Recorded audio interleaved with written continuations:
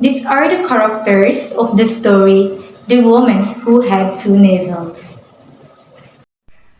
Connie Escobar, the woman who had two neighbors, the daughter of Senora Concha de Vidal, and the wife of Macho Escobar. Macho Escobar, a 30 years old man who is Kunis' husband and had an affair of Concha de Vidal. He is a rich man that has an influence in the society. Senora Concha Vidal is the mother of Connie Escobar and happens to be the rival at the same time. She is married at first to a poet and then gets divorced and married again to another guy, which is the father of Connie Escobar.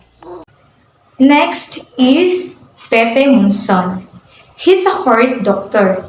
He grew up in Hong Kong. He's one of the people who have rational thoughts since he never went to his homeland, the Philippines. He is the one who knows most the story behind the conflict that Colonel Escobar experienced. He is also the husband of Rita and Tony's brother.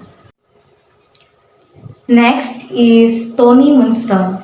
Tony is the sibling of Pepe Monson. He is a priest who opened the eyes of Connie to the realities of life.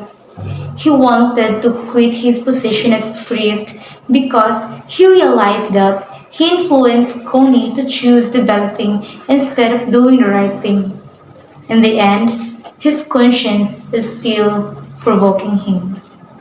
Now let's talk about Paco Texelia.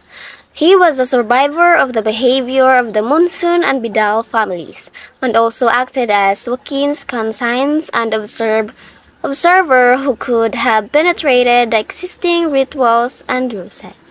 Texelia had the capacity to apprehend and break the class barrier depicted in the novel's society, but refused to do so. Rita Lopez, the wife of Pepe Monson and Helen's friend. Mary Teixeira. She is the wife of Paco Teixeira, who is a Filipino-Portuguese band leader who grew up in Hong Kong. Piti Alfonso, a band leader who is seeking a pianist and a singer. Paco applied and got hired. Manolo Vidal, the embodiment of the Filipino nationalistic bourgeois who were once critical theocracy. Esteban Borromeo, a handsome, a painter, which Senora Conchita fell in love. Helen Silva is Rita's friend. And now, let's talk about Kikay Valero. Kikay Valero was the woman who knows everyone in town. She was the one of the people who tried to search for Kuni's body, which isn't really there.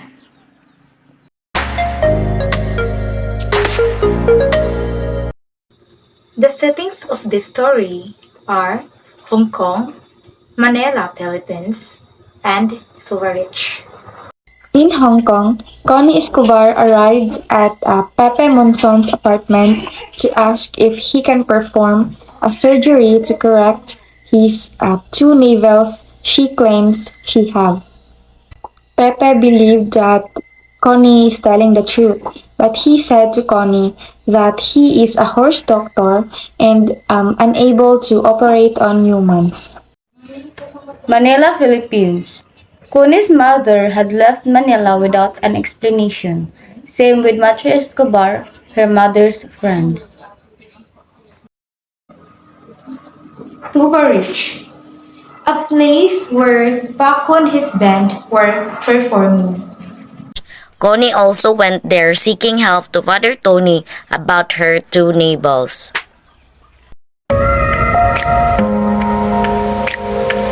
And now, let's talk about the theme of the story, The Woman Who Had Two Navels. Number 1, Home and Exile. Number 2, the choice between good and the evil. Number 3, paying off all debts and the cost of saving a single soul. The story occurs between the 19th and mid-20th century, a time when industrialization and globalization and modernity value were drastically shifting the cultural, political, and economic climate in the Philippines. Number 4. This historical shift disrupts the national, social, and therefore forces characters to question or even reject what were once traditional ways of life.